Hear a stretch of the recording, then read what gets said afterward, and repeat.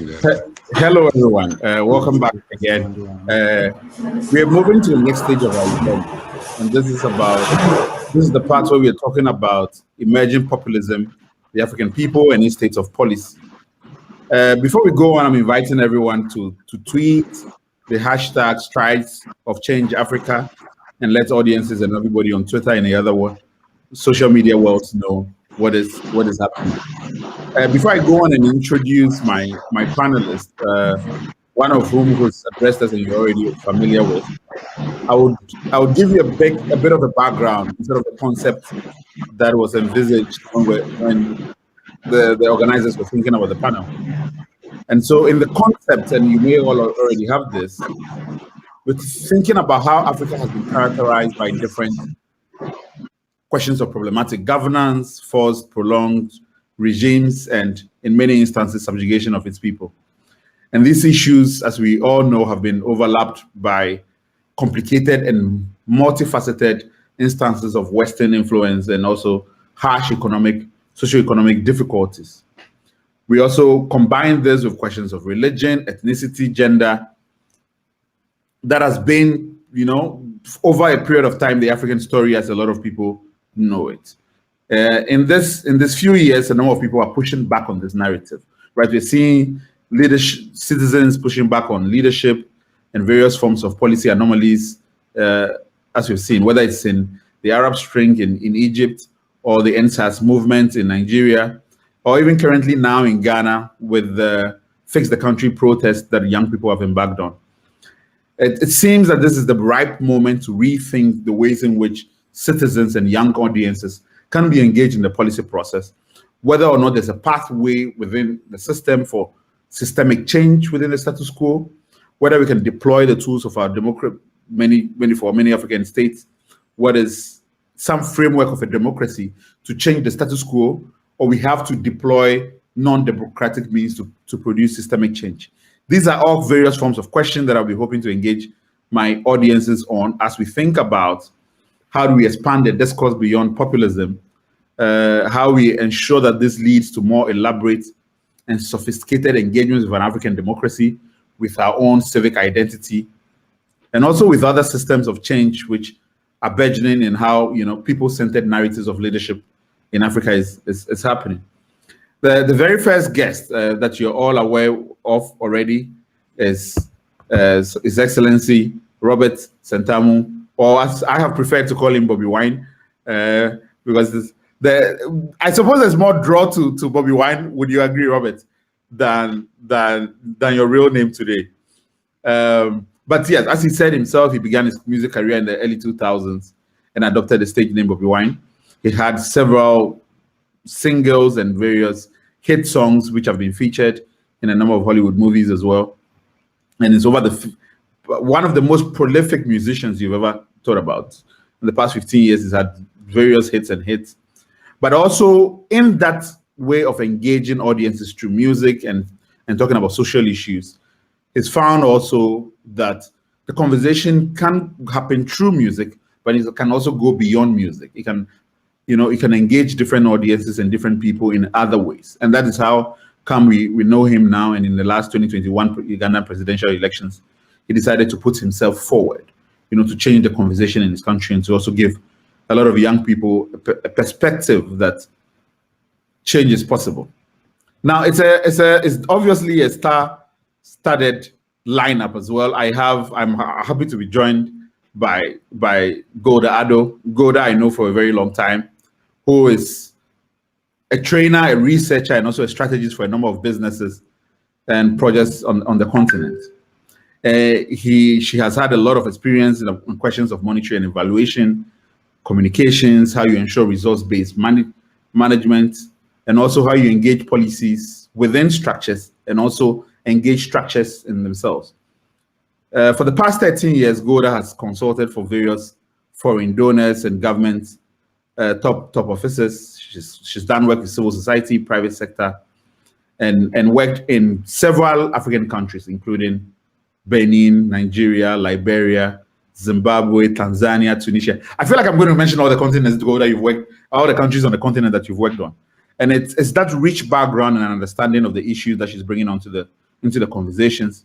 She's also done work and is a member currently of the Climate Change Committee within the context of the International Leaders Program, and also has been hosted by the UK Foreign Commonwealth and Development Office on various global issues. I look forward to engaging Golda as well on in her role as chair of the Gender for Results, which is an AFDB or African Development Bank hosted platform for African development, where she had been from 2013 to 2016 and has worked with over 100 women all across the continent. It's my pleasure as well to introduce Greg Mills. Greg is the director of the Johannesburg-based Brenthurst Foundation. He was educated at the University of Cape Town and also at Lancaster, which I'm hoping that the Cambridge audiences do not hold against him. He has taught at also various universities in the Western Cape and Cape Town from 1990 to 1994. And in that period, specifically between 1994 and 1996, he has been a director of studies at the South African Institute of International Affairs.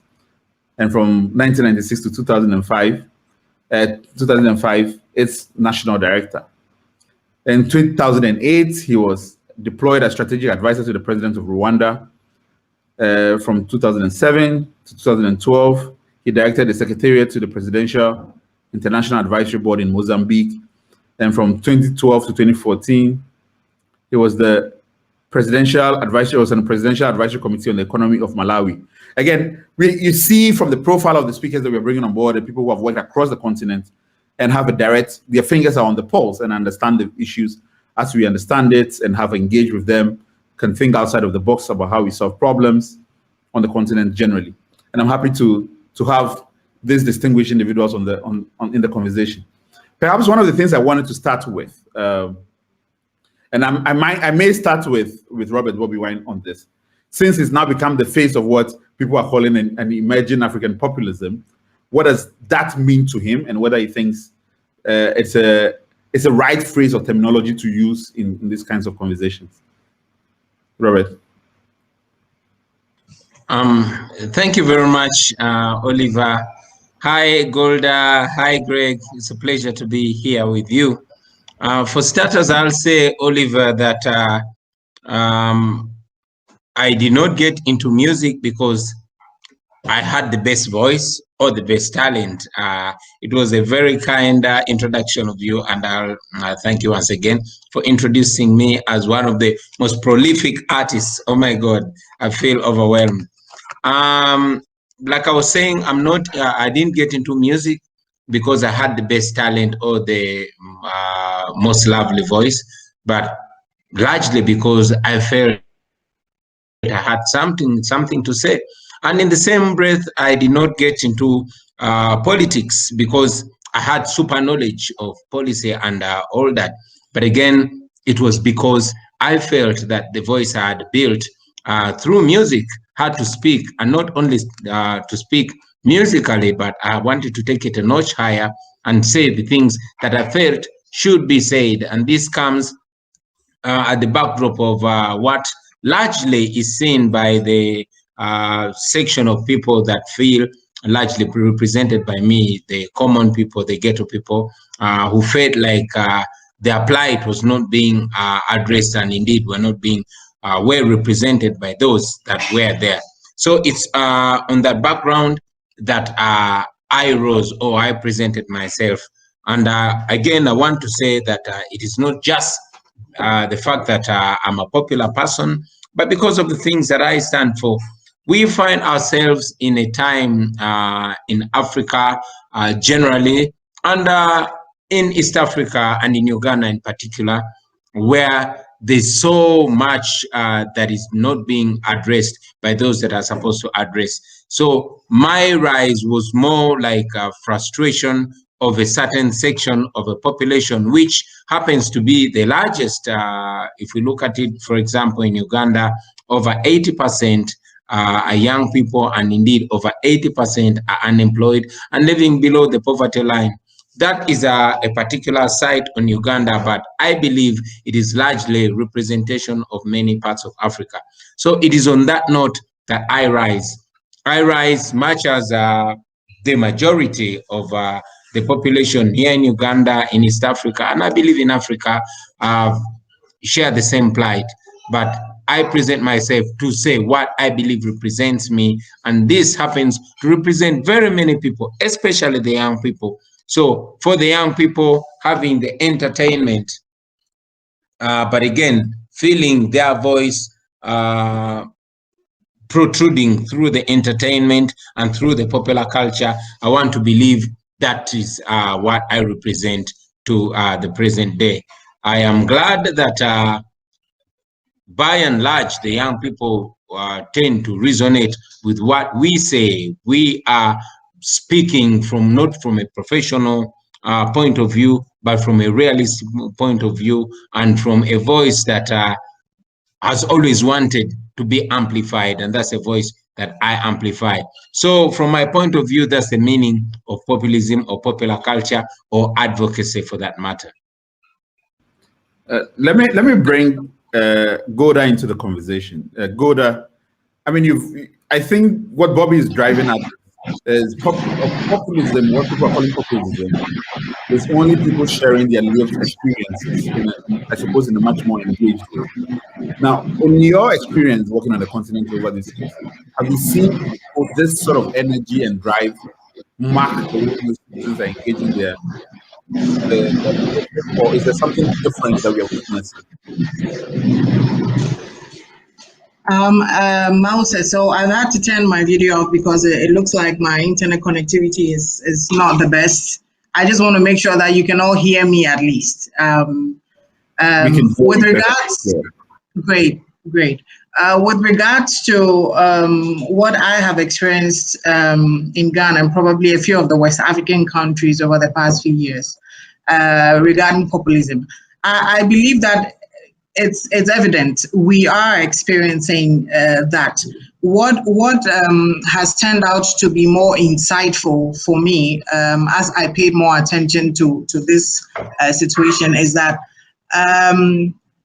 much as I don't want to send us backwards into the colonial era, we are coming to terms with people beginning to reach their maturity in terms of what must we expect in terms of governance in our country. People are beginning to be more aware and more expectant. And because of the awareness of what the standards or benchmarks should be, we are beginning to see people finding more interest and enthusiasm for the leaders who show themselves to be on their side and not simply standing for elitism. And therefore, we are beginning to have more and more Africans coming into their own in terms of the realization. It might not be the concept or the term itself that they want to actualize or implement. It's simply their way of saying we deserve better if this is truly a democracy, and we will make sure that we will put you in the situation where you will have to provide it to us, and this is in brief what I feel about populism across the continent. Thanks for that, for Golda, for those perspectives as well about the sense of urgency that you're seeing. One of the things I wanted to talk about, Greg, before we go down into questions of results and measuring it and impact and all of that, is, do you feel like the conversations are happening in an ecosystem where it's happening in East Africa, then you have a West Africa, you have Southern Africa, or do you find that people are building bridges and community, or even taking inspiration from across the borders in the way in which the conversation is being had? Oh, thank you very much, Oliver. Very nice to meet you, albeit virtually, and Golda as well. And it's wonderful to see my brother, Robert, also on the screen. Bobi is, of course, a very famous artist, and he once had a very infamous collaborator on one of his songs, which was at the start of the COVID crisis. It was a great honor to stretch my musical skills with him. So for those of you who want to be entertained, go and look for the video, Alone But All Together. I've just finished a road trip. Well, I'm 100 kilometers from finishing a road trip. I'm up the west coast of South Africa. I've driven all the way from Lilongwe in Malawi down through Mozambique, across Zimbabwe, through Botswana and into Namibia and down into South Africa. And there are many things that have struck me in the course of this 5,000 kilometer trip. One of them is the inverse proportionality between the presence of army and police and governance and democracy. The more the presence of army and police, the less the governance and democracy. Multiple roadblocks in the weakest countries, and so a reliance on more prosaic elements of statehood rather than on the softer touch, the soft power elements of statehood. Well, I would just make a couple of points to begin with. I think the first of these is that given the population increases in Africa that are projected, doubling over the next generation, essentially this demands an end to business as usual as we understand it in terms of the way in which governments operate, the policies that governments carry out, the relatively lax connection between governments and their peoples. So we can't afford, with this rate of population increase, if we're going to enjoy the demographic dividend that we all hope for, to carry on with business as usual as we have become used to it. The second related aspect is about democracy itself, and the empirical correlation between quality of democracy and economic performance is much clearer today than it's ever been before. There's a much clearer understanding about the quality of democracy and the way in which governments are able to diversify their economies, put in place governance systems that are attractive to external investors, for example, as well as the other aspects of democracy about respect for the rule of law, human rights, and so on. So there is a direct correlation, and I don't think we should try and brush this under the carpet. I think a third point I would make is that governments, particularly national liberation movements, which tend to govern in Southern Africa, have a particular style of governance. And in many cases, they seem to be reducing their support base. I was speaking to a minister yesterday in Namibia about this. Their support base is diminishing, particularly among younger people, precisely because of the relative underperformance of the economies, which is likely again to be exacerbated by population increases.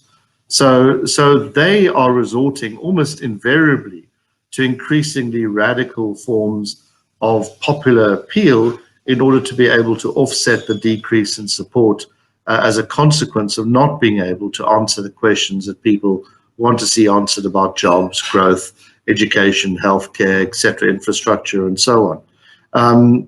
And I think that what we have seen, and this is to your question particularly, Oliver, what we have seen to an extent in Africa is that civil society increasingly talks to each other about these issues, about economic policy, about social policy, and so on. But actually, and political incumbents, of course, have avenues to talk to each other on a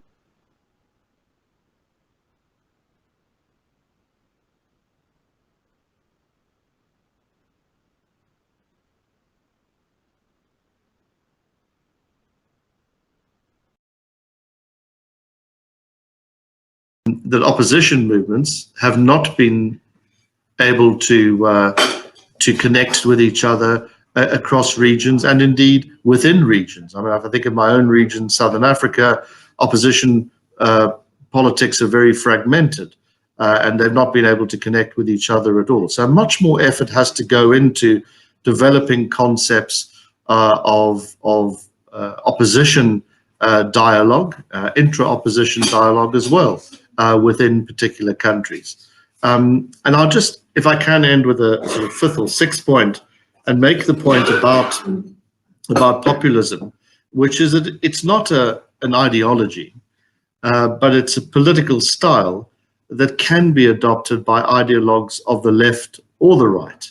Of course, the ideologues of the left tend to cause economic collapse through their particular adoption of economic policies, which tend to be, while they take power through democratic elections, usually they tend to ramp up state spending and not maintain the sort of fiscal discipline. And right-wing populists, on the other hand, tend to cause economic collapse because they go about conditions of social austerity and fiscal rectitude, which cause growing divisions within society. So it's more of a style than it is an ideology. But it is, I would argue, when it reaches the extremes, a response to increasing conditions of desperation and of alienation. Thank you, Greg, for that perspective. I mean, one of the things when you were speaking, I was wondering on were two things. One, that if everyone accepts that for various African states have not been able to produce the kind of answers that their populations are asking for on the economic front and in terms of the governance front as well, then what next for people, right? A lot of those people have been excluded from the conversation and also how to reform systems. So if the state has failed, what is the place of citizens in that conversation without, reiterating some of the excesses you are talking about, sort of the extreme left end, which leads to economic collapse, or extreme right end, which again, from your perspective, leads to economic collapse? Is there a way in which ordinary people can engage in the policy process and speak the language and also ensure that the systems work for them? Is there a way for that? Robert, your thoughts?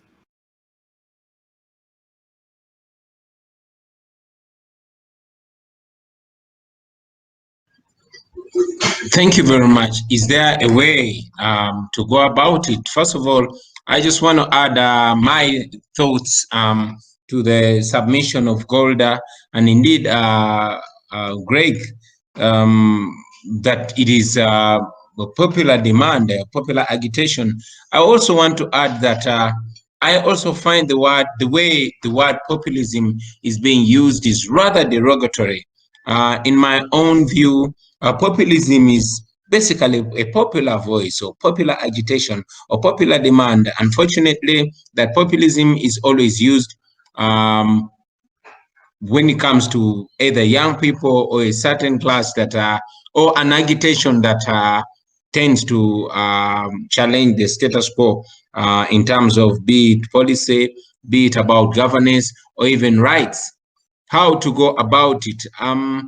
In the present world today, where there's no more room for violence or violent disruption or violent change, I want to believe that the only way to go is to have the people, the population, demand for what they feel they deserve. It begins from them knowing they are citizens and they have full rights as citizens, and of course knowing and asserting it to those that rule over them, that they are in those offices in trust for the population, in trust for the people, especially the majority. So it's important to have those voices rise to demand. So the way forward, in my view, is to constantly have the people demand. This is what history has taught us, right from the civil rights movement to here in Africa in colonial times, more especially in countries that did not have to use violence to get their independence. And of course, looking at an example of South Africa and many other countries that have had to agitate through popular voices. So I believe that the way to go is to ensure that those that occupy the offices or occupy positions of responsibility are held to account, and the agitation continues from the population, especially the majority. I mean, I thank you for that perspective as well. I mean, the question, and you have said it so beautifully, that if it is a democratic conversation, right, that the elites must touch base with the people they are claiming to govern and lead them to a particular project or vision of society. And there's a disconnect, and the people speak why the derogatory manner in which this is framed. And perhaps this is where to bring in Golda, because you have looked at what a lot of governments have been doing over the time. You've measured it, you've put out various kind of data and statistics around this. And I suppose you would confirm that for many African countries, results are not being produced by the policies put in place, for right or wrong reasons. And so people are speaking because eventually, if you're promising them certain goods or public goods, you know, whether in the democratic governance space or whether in socioeconomic rights, at some point they're going to speak out. And it's also part of the democratic conversation.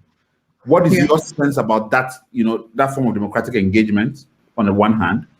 And also whether this allows the state to produce, we can see different results happening in the way in which policies are implemented in a conversation for around policy. Right.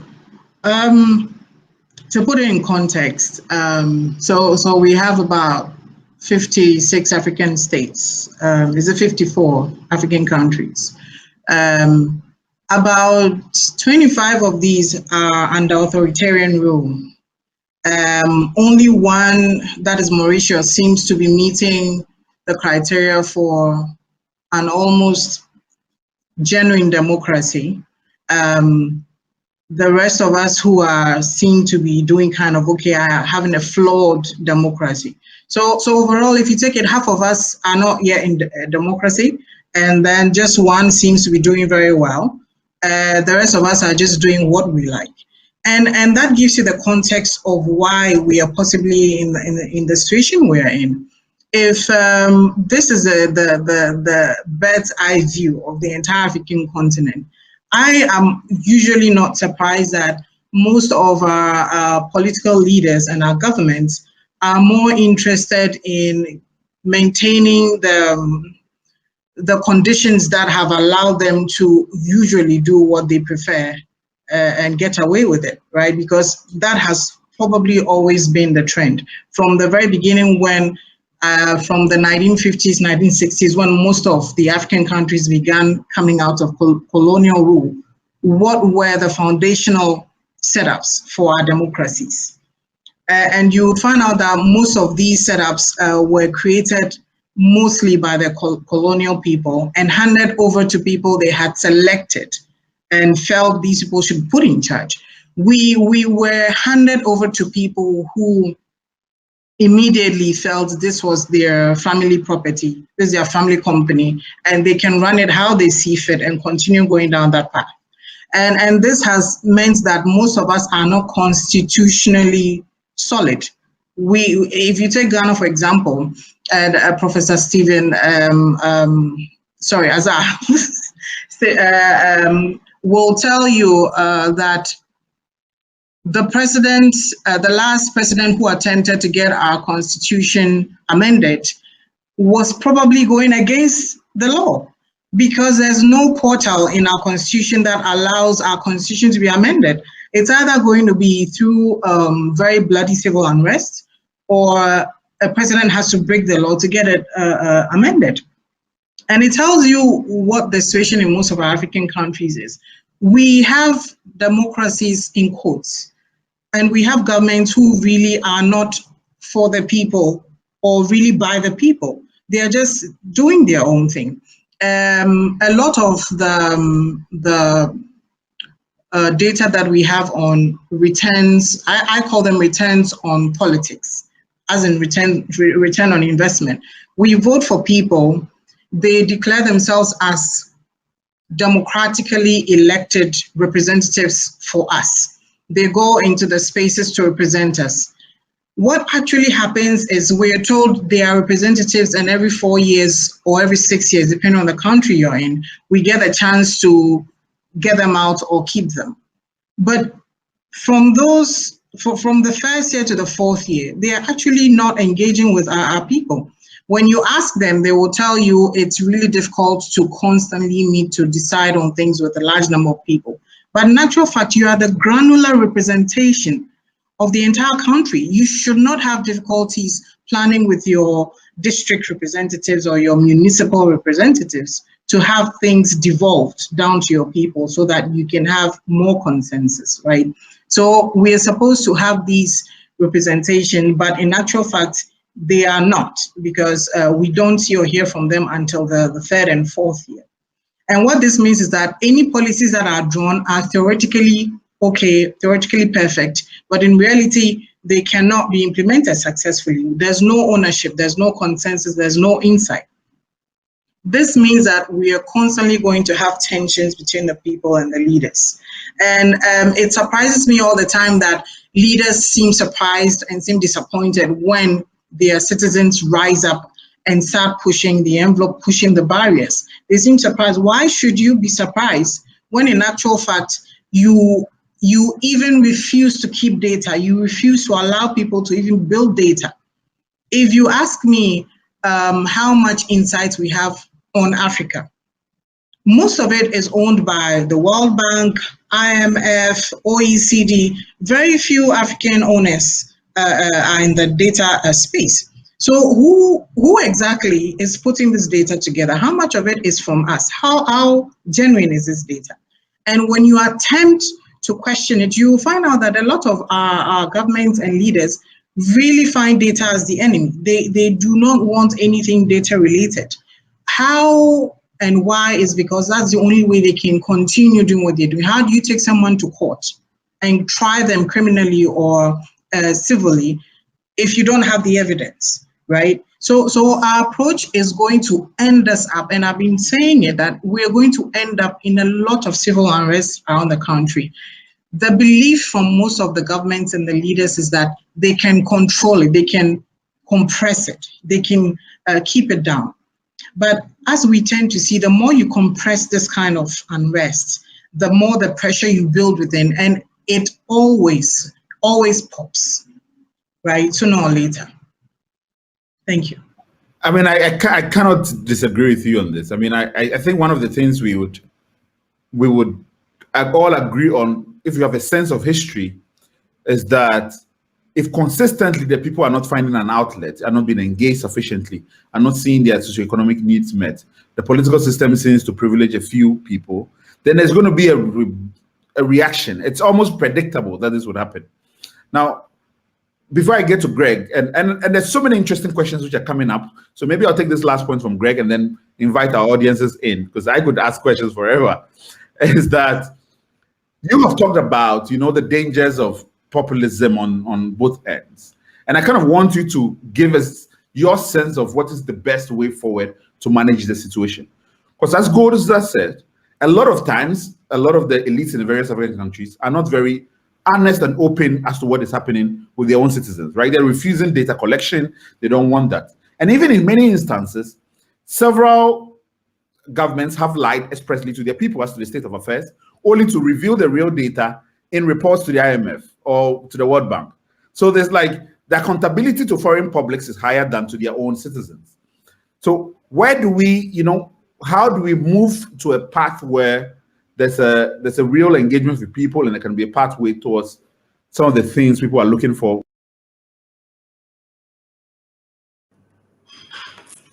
Well, thank you very much, and to Bobi and Golda for those comments as well. Can you hear me okay? What I would say really builds on what Golda said a moment ago, and with risk of provoking controversy, I mean, I would fundamentally say that the principal challenge with African economies over the last 60 years has been that what happened in the immediate post-colonial environment is that you had one set of elites replaced by another set of elites. And the fundamental structure of the economies did not change markedly or sufficiently over the course of that 60 years to accommodate both the growing number as well as the aspirations of people who had become empowered over that intervening period. Because you had largely an elite-based system which was protectionist, monopolistic, commodity extractive rather than inclusive, to use the Robinson-Amiglu thesis, that was really about servicing economies elsewhere in the interests of a very small bunch of people. And this is one of the reasons why you've had, I believe, continuous situations of political and economic instability, cyclical in many cases, with the role of outsiders coming in to restore a degree of stability, to be followed by a period of relative boom, and then overspending, fiscal recklessness, and then to be followed by another period of austerity, and in places like Ghana, Golda, you know, I think it's 16 IMF programs over the last 60 years is evidence of that type of cyclical boom and bust nature of the economy. So the first point is really you have to get out of that. And I believe that what Asia did so successfully by comparison to Africa, and Asia is largely an aspiration now rather than something that can be directly imitated, is that it was characterized by an enormous commitment to popular welfare, whatever the political system of government, as well as a simultaneous level of discipline and planning and prioritization, which many African governments, for different sets of reasons, have not exhibited. So in Asia, there was a degree of populism, if you want to call it that, to use Bobi's concern about the terminology, which I would agree is particularly derogatory when used against those who aiming for this degree of popular welfare. There was a degree of populism, but it was directed at improving the lot of Asians over since the independence period, which more or less tracks in most cases that of African countries. I do believe, secondly, that in addition to a degree of political reform, almost revolution in the way in which economies are structured, in particular making it easy for people, smaller businesses, to employ and to operate and to reduce the frictional costs of doing business, which are massive in Africa, as I've just learnt over the last 5,000 kilometers of driving through this part of the continent. I mean, they're almost, you know, insurmountable for most small businesses just to deal with these costs and the bureaucratic hassles that go with it. In addition to that, you need a degree of political reform. And here, of course, there's a question about what's the role for insiders, what's the role for people inside Africa, inside the countries themselves, what role do they play, how do they seize control over their own destiny, how do they become empowered to become voters, to become citizens with those rights, as opposed to the role of outsiders. And generally, without going into too much depth, is the role of outsiders is largely to try and aim to get insiders to do their role, to do their job better. It's to support the systems of governance, support the systems of democracy, and to act in the interests of the majority of people within those countries. And I'm sure that Bobi will speak at length about the role of outsiders in the context of Uganda, where there's this tension between outsiders supporting their own external interests rather than the interests of democracy within Uganda. So this really goes directly to the question of elections and of the period between elections. Elections are not rigged on the day; they're rigged in the period between these events, and outsiders have to take a certain degree of responsibility for what they do in countries in terms of supporting these processes. And there's a great deal of variance here between donors. We know that. You know, some donors largely stay out, or they pretend to stay out of domestic politics. By pretending to stay out, they actually become involved because they're not supporting those governance systems, and the nature of their deal making, highly transactional, tends to support one side, which is usually the incumbent. And here I particularly think of the way in which China's gone about doing its business in Africa, but there are others to blame as well. So one has to scrutinize very carefully about what outsiders are doing in terms of support for these systems of political reform to enable a change, to go back to where I started, in the boom and bust, highly elitist, highly extractive, highly resource-based model of African economic activity that we've had, with some reform, but we've had largely in the post-independence period. Thank you, Greg. This is perhaps, and I appreciate the points you've made. I think it ties in as well to a number of the questions we're seeing coming from the audiences. But one of the questions I want to start with first is from Filipowitz, who says, and perhaps to give a context to the question as well, it's about a lot of the questions that people ask continuously, whether is there something faulty with the democratic methods we have set up and the models we're using that do not allow a lot of people to be engaged in a conversation such that we shut the door to many people. And the question is asked here, and perhaps this I will send to Golda, is could the African democratic model necessarily require a seat in parliament for local clans and ethnic heads, like the PS system in the UK, or, you know, like in a more parallel example, he said, do you think a more indigenized way of our democratic institutions might be another way to address several of the concerns about exclusion and representation?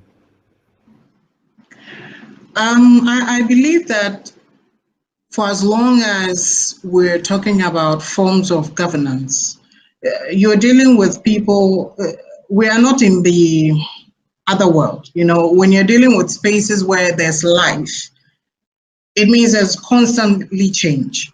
And because of that, you need to constantly keep reviewing your approach to things. I'm a firm believer in what works is what you need. And you can always change it as you grow. You can always transition. And that's why I get worried when leaders seem to want to entrench themselves in the same one thing and not want to move. My response to that would be, why not? Why not have an upper house where some of these traditional authorities and rulers and leaders can be brought in? The means by which they can be selected can always be discussed, whether it's through a plebiscite or it's through community-based conversations that will lead to a referendum. It should not be impossible, because at the end of the day, the more representation and dialogue you have, the less pressure you're building and having to deal with among the people. And any leader who is worth the assault knows that that's the best form of governance you want. There should not be too much pressure from any one side. And dialogue helps a lot with that. So I do agree that we could have a kind of democracy until it's no more necessary, that allows you to have that kind of double chamber representation. Thank you, Golda. There's another question as well, which is perhaps one of my favorite topics, and it's talking about technology. And I'll send this question to Bobi in a minute. And the question is interesting because a lot of times when we think about representation and hearing people's voices, our reflex is to build more parastatal or state-level institutions, you know, like the example you've given of a second chamber or putting them in parliament. But is there a way in which we can deploy technology to drive enlightenment and engagement, as the question now is asking, and to be leveraged for governance? And before Bobi comes in, let me give one example. For instance, in the context of what is happening in Ghana today, which is the Fix the Country protest, it started mainly virtually with over 600,000 young people tweeting Fix the Country online, on Twitter. And over a period of 2 weeks, we've had 6 million tweets of people saying Fix the Country and pointing at bad roads, corruption, all socioeconomic problems with the system, and drawing attention to what has become now a growing demand for response from institutions. And one of the things we've seen is a pushback from the state, which is saying, well, Fix the Country, we don't know what you want us to fix, give us a list of demands. And the young people are pushing back and saying, well, there are 6 million tweets, right? 6 million tweets where people are cataloging specific issues. Why are you not going and looking at them? And the response of the state is, no, you cannot ask us to go and look on Twitter.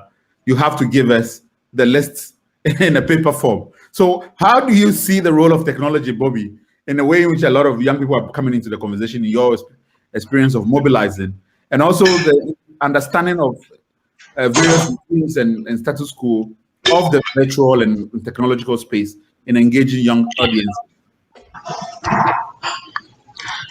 Thank you very much, Oliver. Indeed, technology has had both negative and positive, but largely positive. Of course, with every advantage comes a slight disadvantage.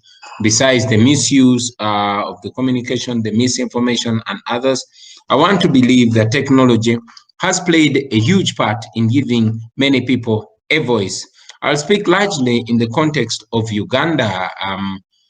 Technology and social media is largely the mother and father of the voices of Uganda here. You will notice that unlike many other places here in Uganda, Facebook is actually banned, and for anybody to access Facebook, they must use VPN. And the Minister of Information recently came out and warned that it is actually illegal to use VPN, thereby meaning it's illegal to access Facebook, even though the ministries, government ministries, and indeed the police itself communicates via Facebook. So it's kind of an irony. I'll also give the information that in 2017, the government of Uganda moved to put a tax on social media. So here in Uganda today, for anybody to access social media, you have to pay a tax, a daily tax of 200 Uganda shillings. Not so much money, however, for our population, which is over 80% living under the poverty line, it is restrictive. Of course, even our parliament recently moved to make it illegal for live broadcast on social media, live broadcast on TV, while the parliamentarians are deliberating. So that and more has affected the communication. But however, it also shines a light on the role of technology in the agitation, in the voices. Technology has given people a voice. I will also grab the opportunity to also tap a little bit into the question that you had asked, Golda, and I'll say democracy is actually about the people. It should be about the people, and anything that gives the people the opportunity to take part in the political discourse, you know, is an enhancement to democracy. So as we speak today, technology is largely a voice giver to the people, and it is a threat to the status quo, which status quo is largely viewed, especially by the young people, as restrictive, as excluding the young people and of course the poor. So while technology plays a huge part in the political discourse, while it plays a huge part in giving a voice to the people, especially the young people, to be involved, well knowing that that is the most, in my opinion, non-violent and yet assertive way of communicating and holding leaders accountable.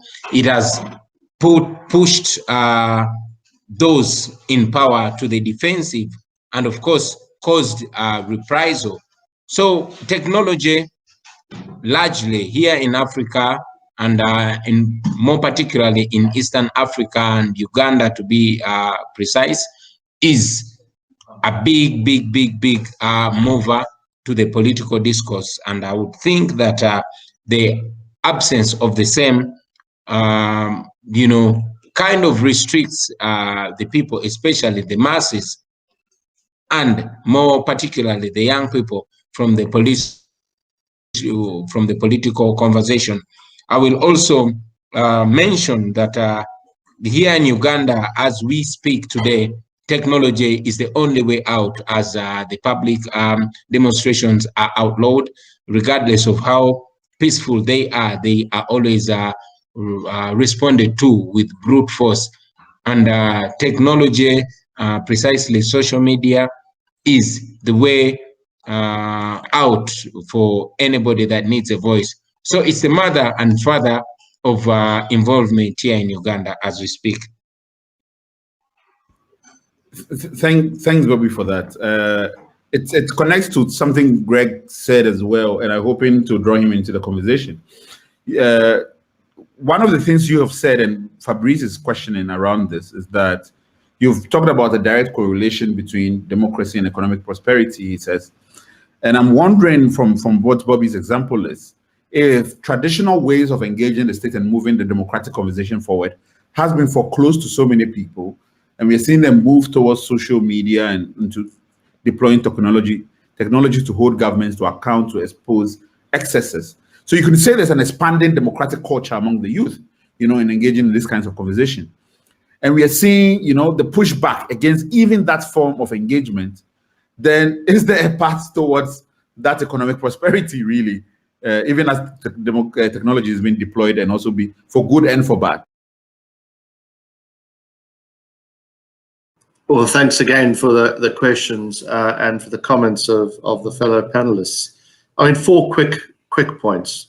I mean, I would completely agree with what Bobi has said, that technology is a great leveler. It certainly helps to level the playing field. It's not a perfect leveler because it's available to both parties. So, and the games can be played with technology continuously.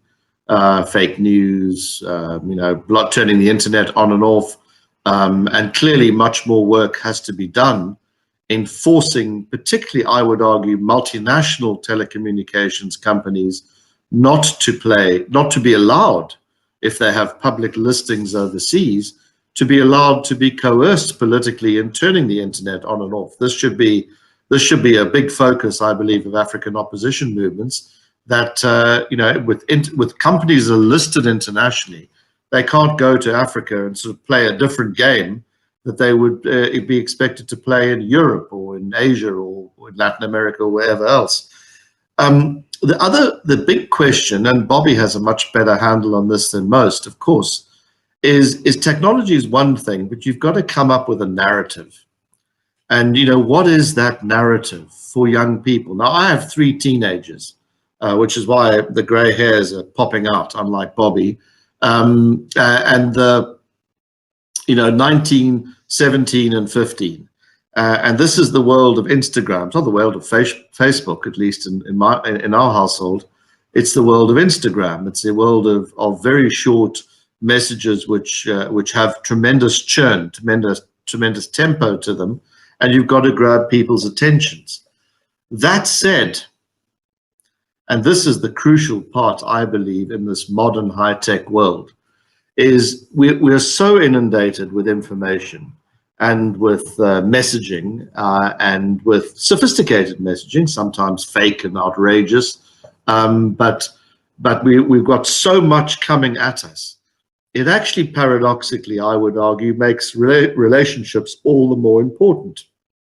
It makes the soft skills, such as you are enabling today, Oliver, massively important, that we get to know each other, that we get to talk to each other, not through a medium of technology, but that we get to spend time together, we get to share notes. We may come from different political poles or ideological poles, but actually doesn't mean we don't get along and can work out common ground.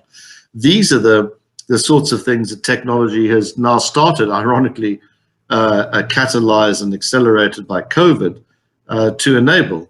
So I would argue that the premium is now, perhaps technology is a leveler, but the premium is actually on relationships and of people to get to know each other. On the question of, thirdly, on the question of traditional authorities, I'm slightly schizophrenic here, because yes, I see the advantages of having them inside the tent, undoubtedly.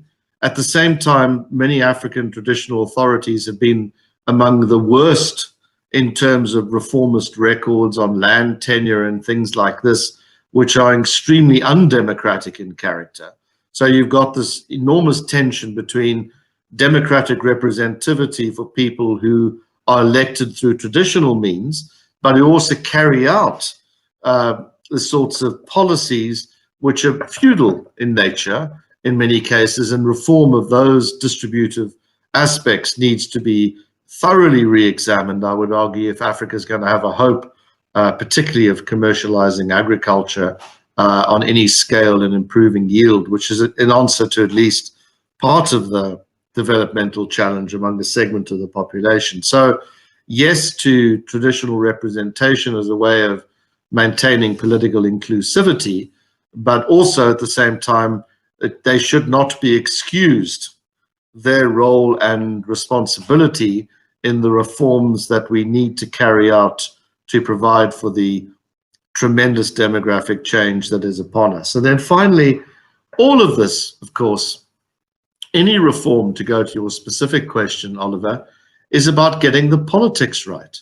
You know, the politics, the political part of the political economy is absolutely crucial. And to go back to where I started, I think here, one of the big missing elements has been the ability of not of incumbents to talk to each other, but of opposition movements to build alliances, with outsiders as well as African insiders, to build and construct the systems of voter protection that enable them to win and to win big enough that they can be guaranteed transfers of power, whatever the tendencies within those countries. And I think Bobi, and among others, has shown the way as to how this can be achieved. But this is a tremendous task with incredible obstacles and incredible difficulties, requiring extraordinary commitment, courage of a sort that, frankly, I don't have, which one can only admire. But there is, you know, the oppositions in essence need to get really well organized. I would perhaps be boldly suggest better organized among themselves within their own organizations to be able to play their part in changing the politics to enable the political economy to look different to the boom and bust characteristics that I explained earlier. Thank you, Greg, for that extensive set out. And I suppose in many ways for me, you've exhausted the questions around, you know, the politics, which is, I think when we think about it, it's mainly at the state level. I kind of want to bring Golda in because this point keeps coming up. I think I see Rodney as well has talked about this, that a lot of the prosperity that has happened in many countries is about growth in the middle class and expanding the middle class. And in as much as the state has a role to play in that, I think conventional wisdom today is that even the efforts of the state must enjoy the full complements of private initiative. Now, staying on the question of technology, is there a way, or are you seeing any trends in that technological element being deployed for African businesses to grow, to be able to expand and absorb a large section of the population that have been excluded from employment and money-making opportunities? How do we deploy that to see about that growth in the middle class that would yearn for much more grounded systemic changes? And perhaps this will be our last question before we take a break for the next panel. Thank you. There are definitely opportunities. I believe that in their own private capacity, a lot of Ghanaian developers and coders and builders of apps have found immense pockets of opportunities to build things and contribute to technology. And if you pay attention, actually, it's not a new thing. We've got some very fascinating people in NASA, right, leading very high-level efforts. So there's definitely an opportunity there. The only thing is that most of these people will tell you they would love to contribute somehow to building the next generation of these kind of people here in Ghana. And most of the time, the space is not conducive. It's not nurtured. We don't have too much going on very well at our basic education level when it comes to anything computer or IT.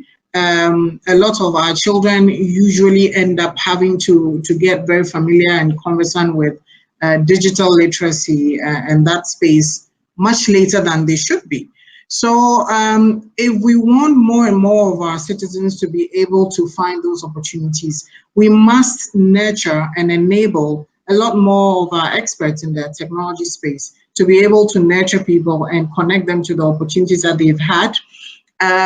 We should be able to while we're bringing Google and Twitter into Ghana to set up their headquarters, we should be able to ask ourselves what kind of knowledge sharing or capacity building agreements have we put in place to ensure that, you know, Ghanaians will be able to take most of the roles that are available and be able to not just work here and contribute, but stay and keep on building the next generation. Technology is a way forward. Data is a way forward. There are huge opportunities in that space. If the government is eager to appreciate the efforts